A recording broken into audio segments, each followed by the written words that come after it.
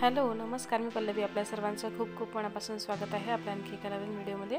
Friends, आज आपण Haldi Kunku special Sankrant सुरू आहे आणि हळदी कुंकासाठी स्पेशली आपण रांगोळी काढत आहोत. बघू शकता. तर रांगोळीचं कलर चॉईस सर्वस्वी तुमच्यावर डिपेंड आहे. तुम्हाला ज्याही कलरमध्ये जे कलर अवेलेबल असतील त्याच्यामध्ये तुम्ही बॅकग्राऊंडला अशा प्रकारे कलर टाकून घ्या चाळणीच्या मदतीने.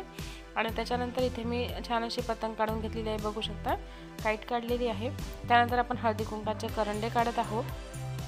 कलरची चॉईस तुमच्यावर डिपेंड आहे. डिझाईन कुठली काढायची हेही तुमच्यावर डिपेंड आहे. पण आता हळदी कुंकू स्पेशल आहे, त्याच्यामुळे आपण थोडंसं युनिक काहीतरी त्याच्यामध्ये दाखवायचं. त्याच्यामुळे आपण हळदी कुंकाचे असे 2 करंडे काढून घेतलेले आहे. त्याच्यामध्ये हळद आणि कुंकू अशा पद्धतीने दाखवलेलं आहे. बघू शकता. त्यानंतर आपल्याला साडी काढायची आहे, तर त्याच्यासाठी बॅकग्राऊंडला मी पूर्ण कलर फिलअप करून घेत आहे. बघू शकता. साईजही तुमच्यावर डिपेंड आहे. तुम्हाला जर यापेक्षा थोडीशी मोठ्या साईजमध्ये काढायची असेल तर काढू शकता. मी माझ्या परीने तुम्हाला एक छान अशी डिझाईन दाखवण्याचा प्रयत्न करत आहे.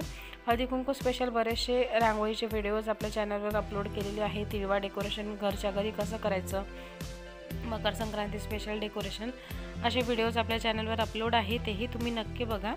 अशा पद्धतीने बघू शकता. इथे साडी काढून घेतलेली आहे. ग्रीन कलर आणि हलकासा मोरपंखी शेड देऊन मध्ये कथ्या कलरची बॉर्डर त्याला दिलेली आहे. छान दिसत आहे. कशी वाटली नक्कीच कमेंट करून सांगा.